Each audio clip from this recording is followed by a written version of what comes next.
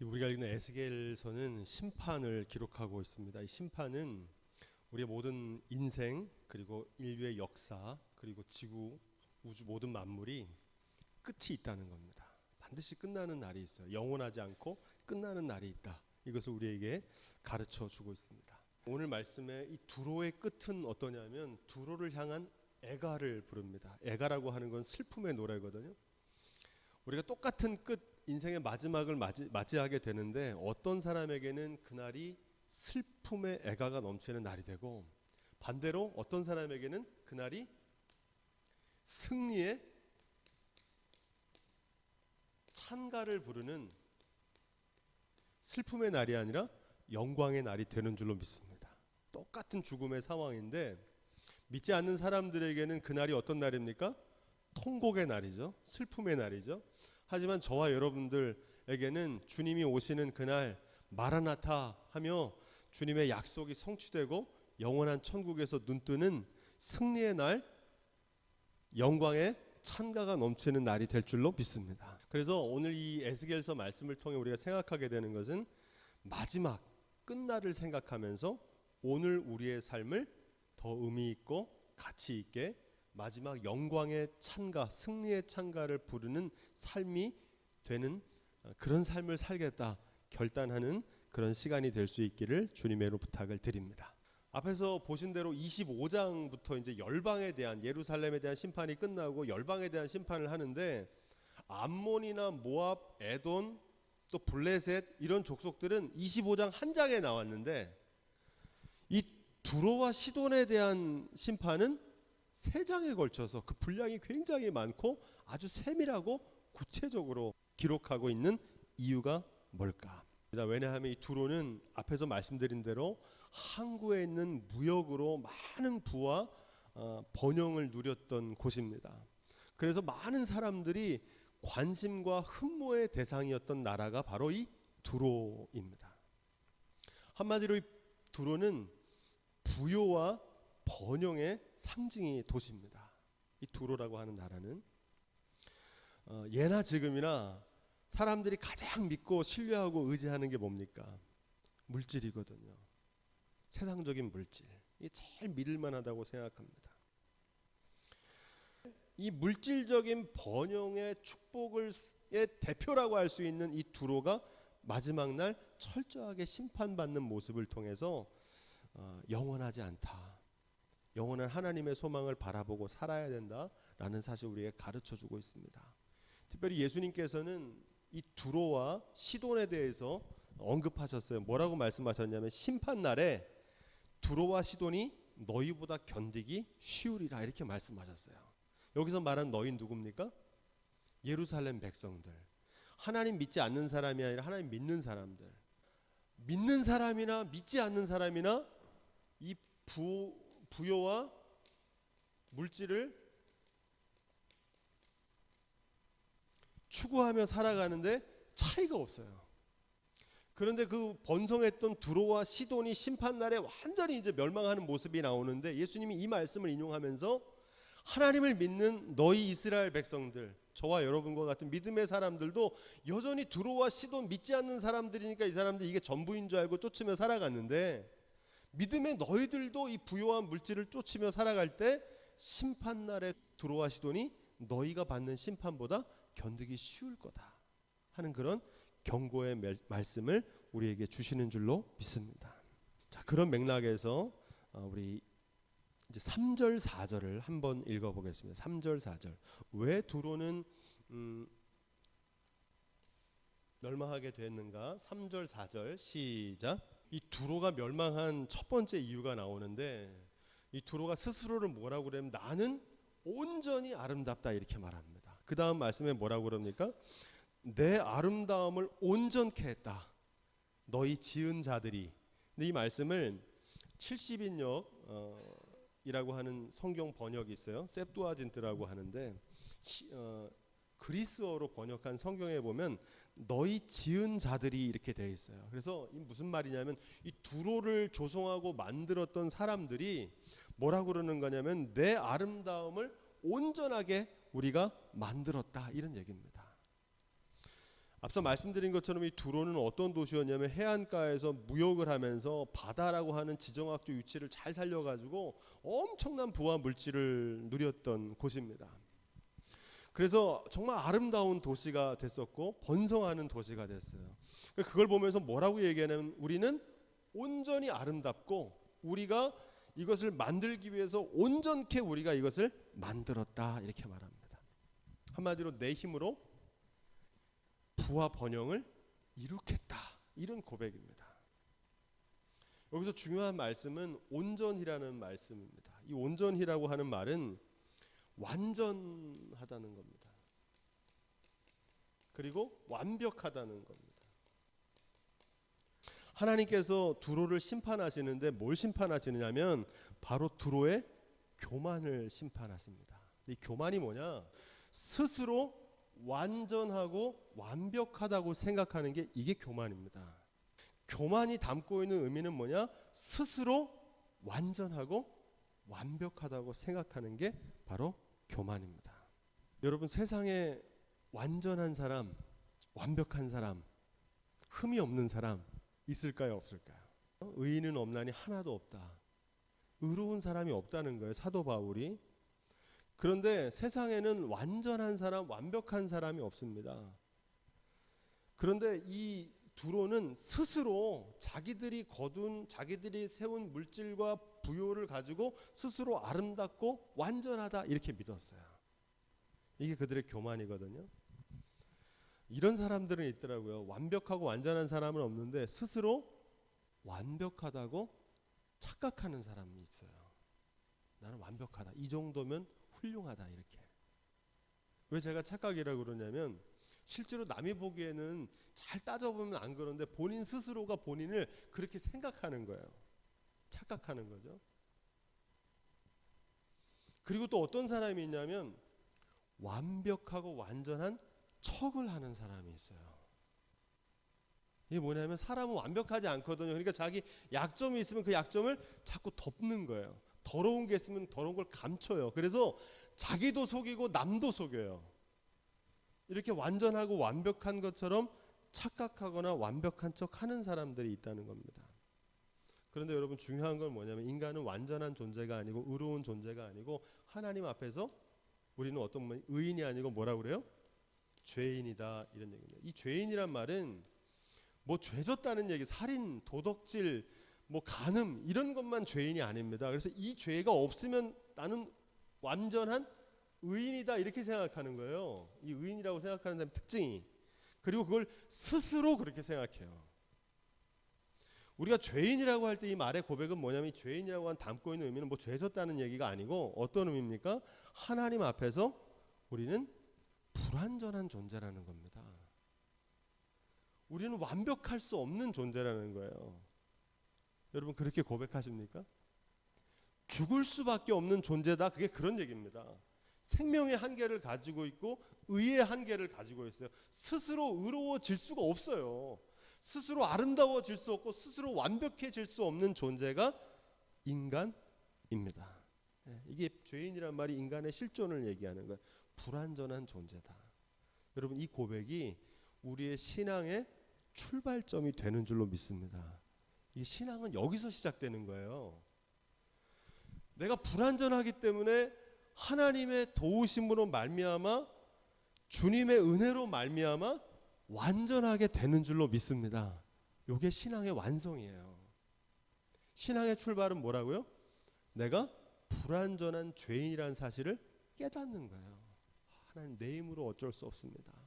그래서 하나님의 도우심을 구하고 신앙의 마지막 최종 도착점은 뭐냐면 그런 죄인이 주님의 은혜로 말미암아 주님의 도우심으로 온전하고 완전한 존재로 거듭나는 줄로 믿습니다. 이게 신앙의 완성이에요. 우리가 하는 게 아니라 누가 하시는 거다? 주님께서 하시는 겁니다. 누가 깨끗한 사람이냐? 제가 자주 물어보잖아요. 누가 깨끗한 사람입니까? 안 씻는 사람이 깨끗한 사람이 아니라 자주 씻는 사람이 깨끗한 사람이잖아요. 여러분 누가 자주 씻습니까? 거울을 보고 아 내가 여기 뭐가 묻었구나, 내가 더럽구나 생각하는 사람이 씻잖아요. 그래서 깨끗해지는 거거든요. 그런데 스스로 깨끗하다고 생각하는 사람 씻을까요? 안 씻을까요? 안 씻어요. 그리고 스스로 잘 보니까 깨끗하자고 어디가 더럽고 나 깨끗하다고 생각해도 더러워요. 그러니까 어떻게 하면 이걸 가리는 거예요. 화장을 하는 거예요. 이걸 분장을 해요. 이것을 뭐라고 그럽니까? 이것을 바리새인의 외식이 그겁니다. 스스로 허물을 인정하고 스스로 부족함을 고백할 때 하나님의 은혜로 주님의 도우심으로 깨끗함을 얻고 새로워지는데 그걸 안 하고 자꾸 감추는 거예요, 스스로. 그래서 의인이라고 생각하는 사람이 의인이 아니고 내 스스로 죄인이라고 생각하는 사람을 주님의 보혈로 주님의 은혜로 깨끗게 하셔서 우리를 의롭게 하시는 줄로 믿습니다. 그래서 스스로 죄인이라고 생각하는 사람이 더 의로운 사람이다. 예수님 이렇게 말씀하신 거예요. 이게 믿음으로 말미암아 의로워진다는 게 그런 겁니다. 예수 그리스도의 보혈로 말미암아 예수 그리스도의 공로로 말미암아 성령의 도우심으로 말미암아 우리가 죄인에서 의인으로 온전케 되는 줄로 믿습니다. 지금 이 두로 사람들은 어떻게 생각하냐면 나는 온전히 아름답다. 이제 이 말씀이 보이시죠? 스스로가 나는 온전히 아름답다고 생각하는 거. 무슨 근거로? 부요한 물질과 내가 쌓아놓은 내가 했던 모든 노력과 공덕들 때문에 내가 한 모든 수고로 말미암아 우리가 온전케 아름답게 만들어놨다 이렇게 생각하는 거야. 이것을 뭐라고 그런다고요? 이걸 교만이다 이렇게 말합니다. 이게 교만이에요. 5절부터 11절 말씀 무엇이 그들을 교만하게 했는지 그 교만하게 한 것들이 나옵니다. 5절부터 11절 시작. 여기서 보니까 내 아름다움을 어떻게 했다고 그래요? 온전케 했다 이렇게 말합니다. 아름다움을 온전케 했다. 아까 말한 대로 스스로 이 아름다움을 온전케 한다고 믿는 것을 교만이라 그랬잖아요. 지금 두로는 굉장히 교만했던 거예요. 왜 교만했습니까? 오늘 말씀을 보니까 두로의 모습을 그 아름다운 두로의 모습을 배에 비유합니다. 큰 선박의 배의 모습으로 비유하거든요. 큰 선박으로 비유하면서 레바논 백향목으로 돛을 세웠다는 거예요. 레바논 백향목 들어보셨죠? 솔로몬이 성전을 지을 때 당시에 제일 좋은 고급 자재입니다. 비산의 상수리 나무로 노를 만들었다는 거예요. 트닐의 잣나무로 판자를 만들었고 기띔섬의 황향목으로 그 상아를 꾸며서 가판을 만들었다는 거예요. 엘리사 섬이라고 하는 곳에 청색 자색을 가지고 차이를 만들었다. 이 차이라면 요즘 안 쓰는 말인데 천막, 배 위에 치는 큰 천막, 그런 천막을 청색과 자색 실로 천으로 만들었대. 자색이 뭘 생각하는지 지난번에 배웠죠. 보라색. 아주 고귀하고 값비싼 거를 상징하는 겁니다. 뿐만 아니라 그 배에 시돈과 아르닷 거민들을 사공으로 삼았다는 거예요. 그러니까 이 아름다운 그 재료만 아름다운 게 아니라 물자가 풍부하다는 거죠. 그것만 풍부한 게 아니라 여기 보니까 인력을 아주 좋은 인력을 사공으로 부리고 있었다는 거예요. 그발의 노인과 박사들은 뭘 얘기할까요? 그발의 노인과 박사들이 그 배 구멍을 막고 그들의 선장이 됐다는 거예요. 박사들이. 그러니까 뭘 상징하는 거냐면은 그들의 경험과 지식과 그리고 항해술과 기술력 이런 것들을 말합니다. 뿐만 아니라 군대에 병정들이 있었고 방패와 투구로 무장한 강력한 군사력이 있었어요. 군사력. 그러니까 힘이 있었던 거죠. 힘이 있었던 거예요. 그렇게 강력한 이 물자와 인재와 지식과 힘을 그들이 의지해서 이 모든 것이 내 아름다움을 온전케 했다 이렇게 믿었던 거야 두로가. 여러분 오늘날 많은 사람들이 어떻게 생각합니까? 어떻게 스스로 완전하고 아름답다고 생각하는 기준이 뭐냐면 이 두로 사람들하고 똑같아요. 많은 물자 아름다운 것들을 갖추고 사람과 경험과 지식과 힘을 갖추고 있으면 그것으로 완전하게 되려고 그러고 그것으로 완벽할 수 있다고 생각해요. 이것을 가리켜 성경은 뭐라고 그러냐? 그걸 교만이라 그럽니다. 바벨탑을 만드는 장면이 나옵니다. 바벨탑. 창세기 11장 3절 4절 찾아볼까요? 서로 말하되 자 벽돌을 만들어 견고히 굽자 하고 이에 벽돌로 돌을 대신하여 역청으로 진흙을 대신하고 또 말하되 자 성과 대를 쌓아 대 꼭대기를 하늘에 닿게 하여 우리의 이름을 내고 온 지면에 흩어짐을 면하자 하였더니. 아멘. 여러분 바벨탑 아시죠? 바벨탑을 쌓는데 이 말씀에 뭐라고 되어 있냐면은 벽돌로 돌을 대신해서 역청으로 진흙을 대신하고, 이 말은 기술력이 발전한 거예요. 전에는 막 돌로 이렇게 쌓는데 이제 그렇게 안 하고 벽돌로 착 해가지고 진흙을, 우리 역청을 가지고 진흙을 대신해 가지고 기술력이 발전한 거예요. 그리고 그 기술력을 가지고 탑을 높게 쌓는데 여기 가장 중요한 말이 뭐냐면 우리가 요게 반복돼서 나옵니다. 우리가 서로.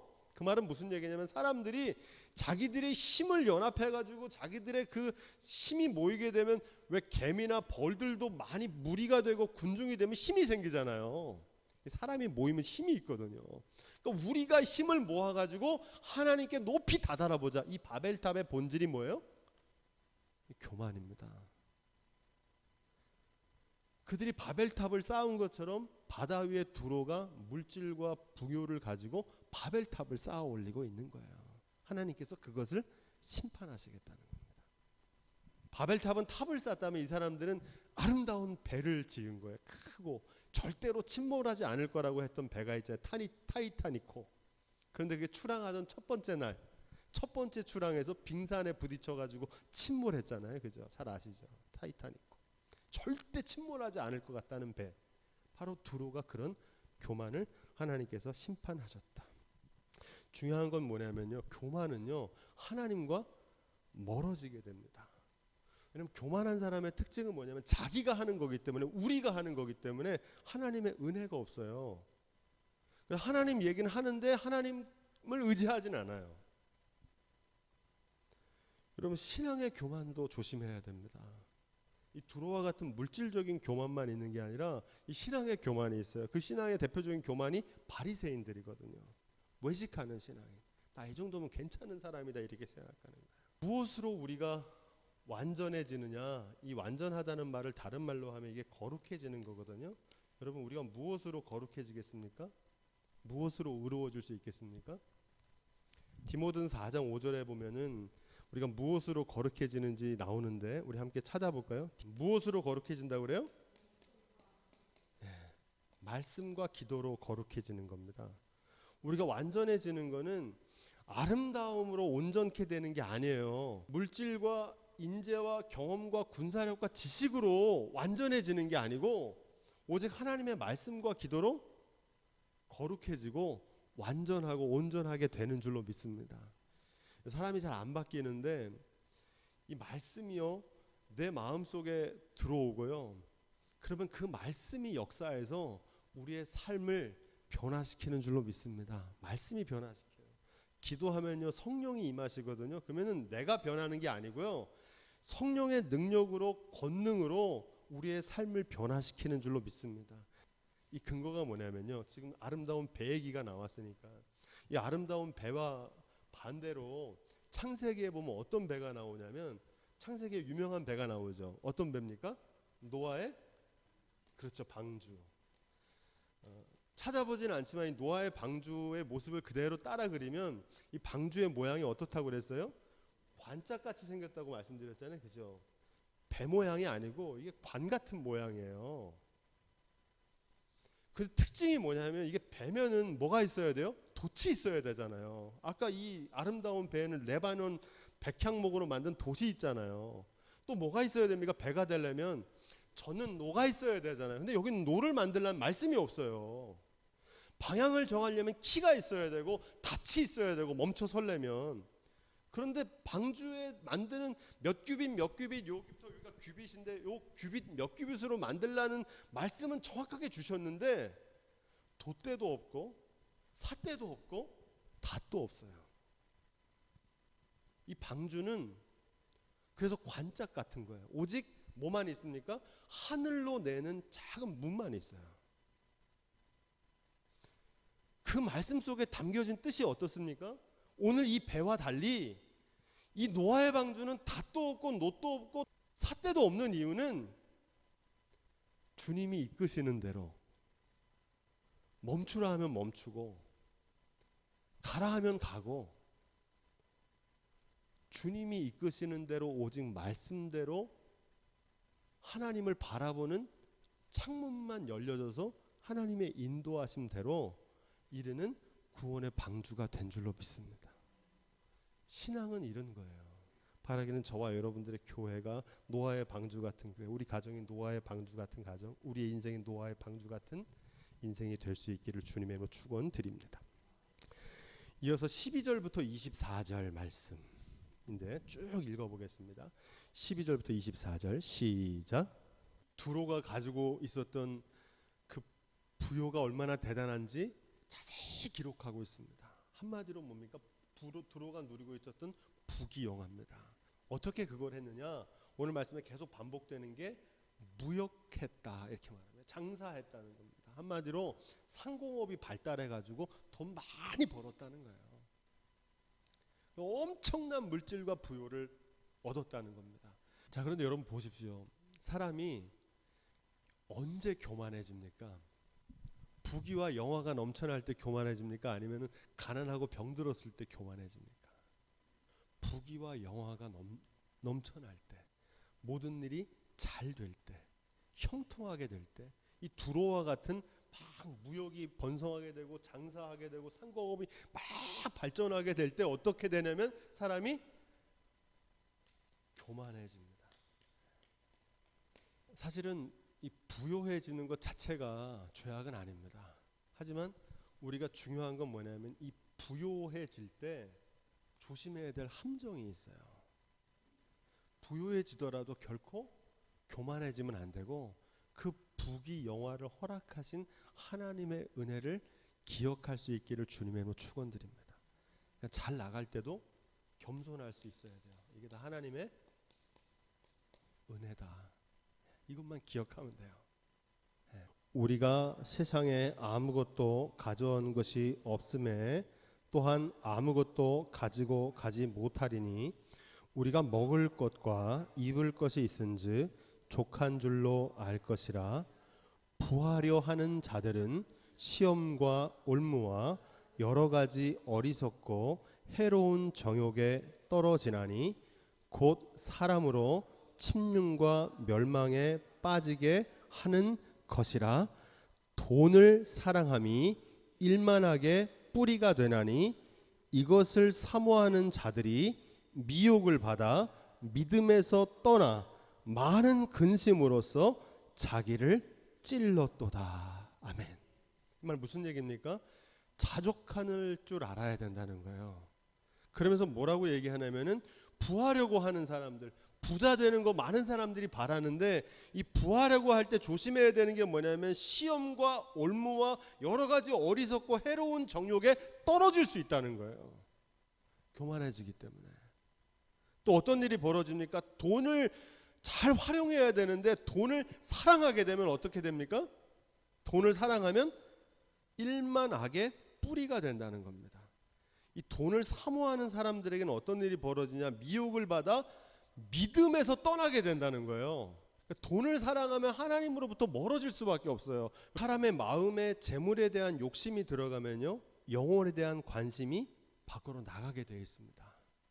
반드시 그렇게 되어 있어요. 육체의 소욕과 성령의 소욕은 반비례하거든요. 반비례하게 됩니다. 많은 사람들이 부요를 추구하는 이유가 있는데 이 물질적인 관심을 가지면요, 뭐에 대해서는 무관심하게 되냐면 마음과 영혼에 대해서는 무관심하게 됩니다. 근데 물질을 더 중요하게 생각하는 이유가 있어요. 그냥 되는 게 아니고 물질적으로 풍요해지면 마음은 저절로 행복해질 거라고 생각해요. 이런 확신이 있어요. 근데 이게 거짓 신화입니다.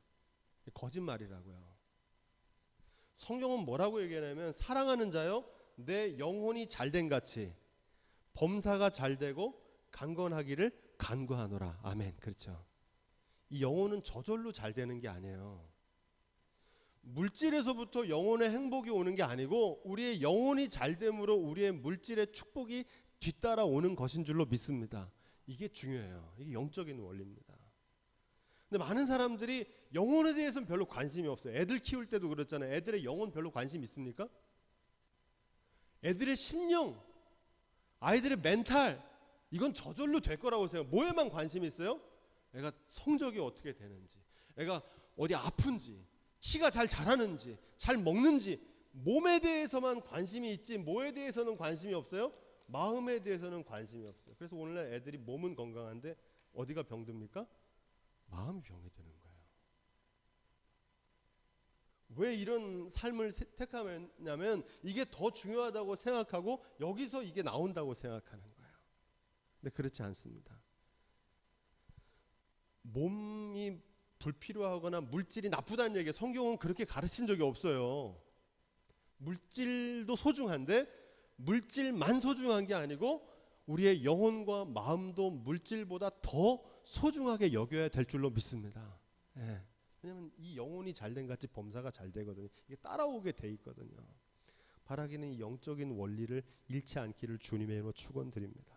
바다 중심에서 어떻게 됐대요? 풍부해가지고 뭐가 극에 달했어요?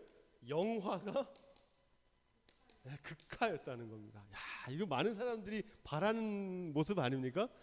그런데 여러분 보십시오. 이런 풍부와 영화가 극에 달하는 게 부러워할 일이 아니라는 겁니다. 이거 좋아할 일이 아니에요.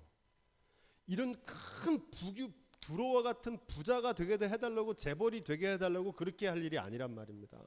이게 좋은 게 아니래요. 이게 그 얘기를 하는 거예요. 근데 많은 사람들이 이게 좋은 줄 알고 이렇게 되게 해달라고 그러고 하나님께도 이걸 간구해요. 두로처럼 되게 해주세요. 왜 저는 두로처럼 안 되는 겁니까? 두로와 같은 축복을 주세요. 이렇게 기도한단 말이에요. 많은 사람들이 야베스의 기도를 많이 하죠. 야베스의 기도. 안 찾아봐도 여러분 아시죠? 아주 유명하기 때문에. 나의 지경을 넓히시고 복에 복을 더하사 근심이 없게 하옵소서. 예, 이것도 우리가 드려야 될 기도의 제목입니다. 하지만 이 기도만 있는 게 아니라 다른 한 기도를, 성경에 나오는 기도를 제가 소개하는데 그 기도가 무슨 기도냐면 따라해 볼까요? 아굴의 기도. 예, 한번 찾아보겠습니다. 이게 어디 나오면 잠언서에 나옵니다. 자, 잠언서 30장 7절부터 9절. 나로 가난하게도 마옵시고 부하게도 마옵시고 오직 필요한 양식으로 내게 먹이시옵소서. 9절. 내가 배불러서 하나님을 모른다 여호와가 누구냐 할까 하오며 혹 내가 가난하여 도적질하고 내 하나님의 이름을 욕되게 할까 두려워함이니이다. 아멘. 지금 읽은 말씀 이 아굴의 기도를 보면 하나님 나를 가난하게도 마옵시고, 가난은 하나님의 뜻이 아닙니다. 나를 너무 부하게도 마옵소서 이렇게 얘기합니다. 예, 두로같이 된다는 거예요. 그래서 어떻게 기도합니까? 나에게 필요한 것, 이것을 우리는 일용할 양식이라고도 표현하는데 그거보다 더 좋은 말이에요. 필요한 것을 채워주십시오. 내 필요를 아시는 주님. 이렇게 기도하는 거예요.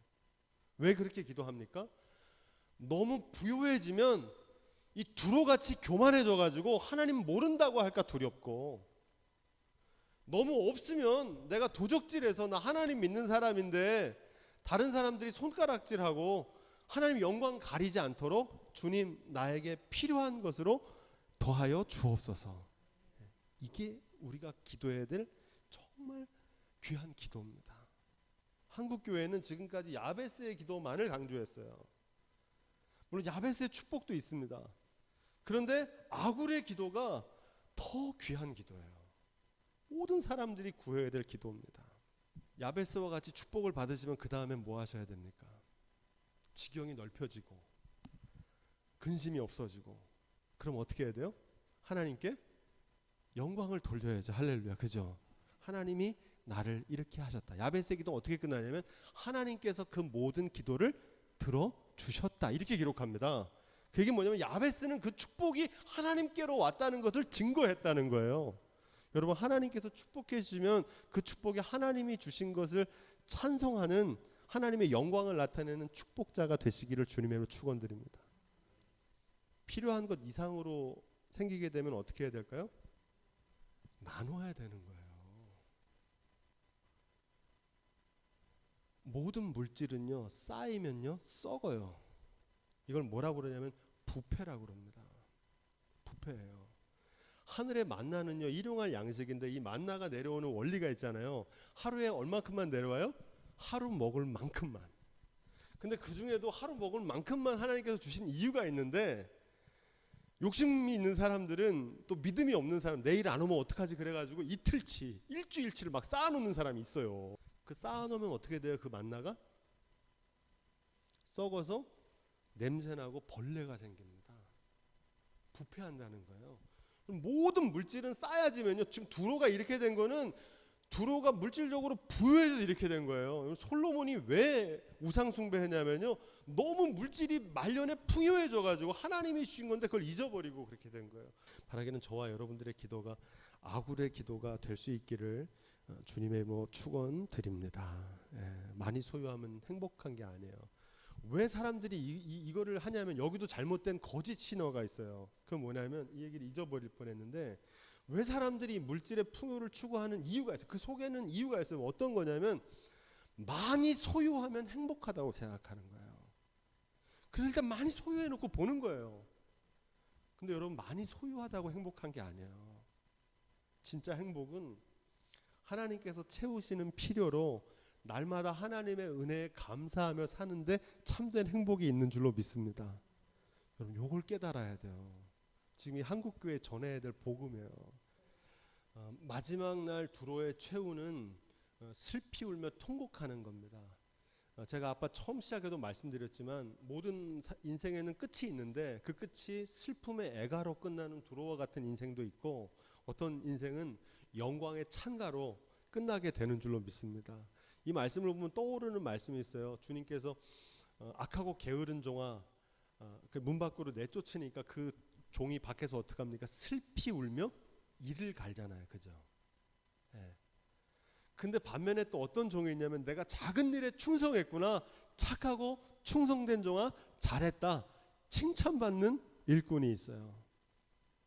바라기는 저와 여러분들의 마지막이 통곡의 날이 아니라, 슬픔의 애가가 아니라 승리의 찬가, 하나님께 칭찬받는 영광의 날이 될 수 있기를 주님의 이름으로 축원드립니다. 오늘 말씀에 이 에스겔 27장은 두로를 뭐에 비유한다고 그랬습니까? 배에 비유한다고 그래. 큰 배, 아름다운 배에 비유하는데 인생을 항해에 비유합니다. 여러분, 항해에서 가장 중요한 게 뭐냐면 선장입니다. 선장. 오늘 말씀에 이 선장들이 결국은 그 배를 잘못 인도해가지고 그 배가 바다 가운데 침몰하게 된다는 거예요. 그리고 결국은 그 사공들이, 또 선장들이 울며 통곡하는 모습을 기록하고 있습니다. 이 선장하니까 생각나죠. 우리가 부르는 찬송 중에 그런 찬양이 있잖아요. 주 예수님 이 배의 사공이라, 그죠? 주 예수님 이 배의 사공이다 그러잖아요. 사공. 배를 이끌고 배를 주관하는 분이 주님이시라는 겁니다. 우리의 인생을 무엇이 이끌고 있느냐? 지금 이 두로의 크고 아름다운 배의 사공은 물질과 교만이었거든요. 근데 우리의 인생이 물질과 교만이 이끄는 삶은 그 끝이 이렇게 끝날 수밖에 없어요. 하지만 우리의 인생의 선장 되신 예수 그리스도를 우리의 인생의 사공으로 모시는 삶, 그 삶은 영원한 생명으로 인도해 주실 줄로 믿습니다. 사공이 중요해요. 내 인생의 사공의 선장을 예수 그리스도로 모셔드릴 수 있기를 주님의 이름으로 부탁을 드립니다. 사공으로 모신다는 건 무슨 얘기입니까? 선장으로 모신다는 건 그분이 이끄시는 대로, 말씀하시는 대로 순종하며 사는 거예요. 제가 지난주에 그 강연을 갔다 왔던 그 각당 복지재단을 이끄는 김옥나 장로님이라고, 이제 100세신데 그분이 책을 쓰셨어요. 그 제목이 뭐냐면, 너 하나님께 이끌리어.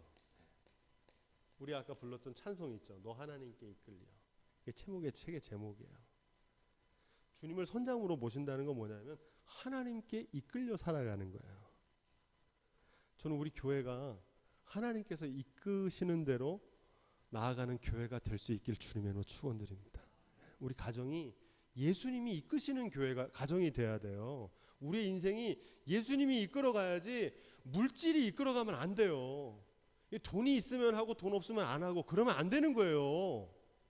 그러면 하나님이 이끌리는 게 아니라 뭐가 이끄는 거예요? 돈이 이끄는 거예요. 이게 이익이 되면 하고 이게 손해가 되면 안 해요. 하나님의 뜻이면요 손해가 되더라도 그 길을 가야 되는 거예요. 이게 하나님께 이끌리는 인생은 하나님께서 예수 그리스도께서 사공이 되시고 선장이 되시는 삶이 될 줄로 믿습니다. 항해하고 표류의 차이점이 있잖아요. 항해는 배가 목적지가 있어요. 근데 반대로 표류하는 배는 뭐가 없어요? 목적지가 없어요. 배가 크고 아름다운데 어디로 가는지 모르는 게 휩쓸려서 상황 따라 환경 따라 바람 부는 대로 햇살 가는 대로 자기 인생을 막 이끌어 가는 거예요.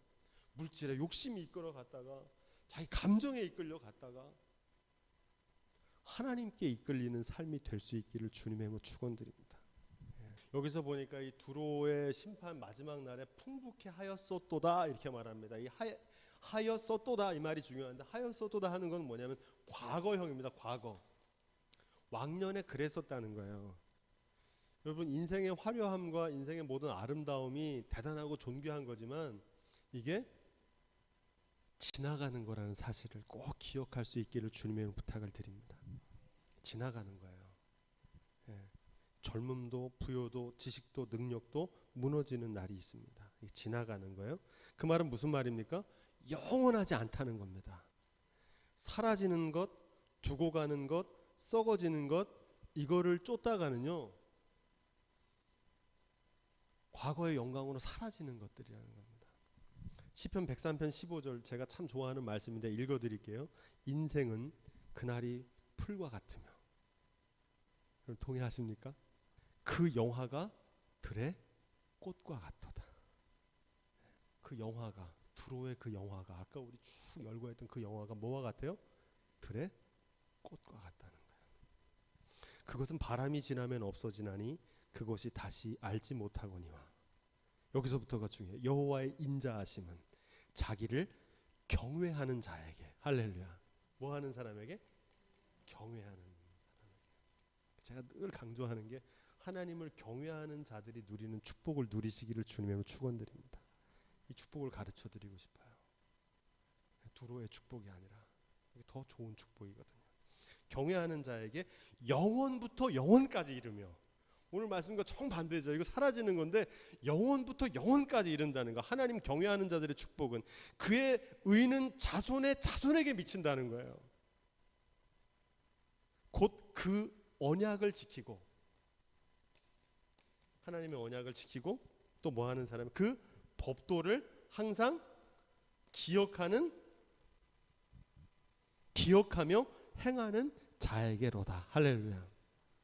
이 축복이 저와 여러분들과 우리 교회와 우리들의 자녀들의 삶 가운데 이루어지기를 주님의 이름으로 축원드립니다. 이게 진짜 축복이에요. 우리가 바라야 될 축복. 마지막 36절. 우리의 인생이요 그냥 개인의 삶으로 끝나지 않고요 본보기가 됩니다. 사도행전에 보면은 아나니아와 삽비라가 하나님께 예물을 드리는데 그걸 감춰놓고 드리잖아요. 그래서 성령을 속여가지고 그 자리에서 죽어요. 그래서 그걸 지고 나가는데 누가 지고 나갑니까? 젊은이들이 그걸 지고 나갔다 이렇게 얘기합니다. 그 말은 뭐냐면 그 모습이 다른 사람들에게 경계거리가 된 거야. 야, 나 저렇게 하면 안 되겠구나. 지금 두로를 하나님께서 심판하시는 목적은 어디 있냐면 많은 사람들에게 비웃음을 받고 경계거리가 되게 하려고 한다는 거예요. 뭐가 되게 하신다? 본보기가 되게 하신다는 거예요. 바라기는 저와 여러분들이 이런 본보기가 되지 않기를 주님의 이름으로 축원드립니다. 좋은 믿음의 본보기가 돼야 돼요. 우리 인생을 떠날 때 누가 보냐 우리 자녀들이 봐요. 자녀들은 절대 말로 가르칠 수 없어요.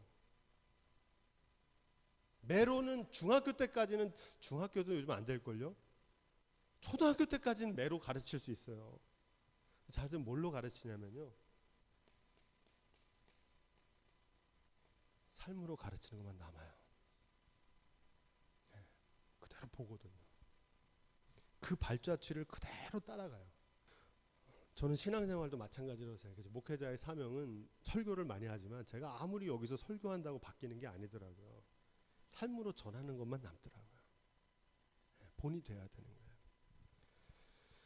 바라기는 저와 여러분들이 두로와 같이 부와 번영을 쫓다가 많은 사람들에게 경계거리 되는 허망한 인생이 아니고, 하나님을 경외하고 예수 그리스도를 인생의 선장으로 모시고, 그래서 주님께서 약속하신 영생과 하나님을 경외하는 자들의 축복의 주인공들이 다 될 수 있기를 주님의 축원드립니다.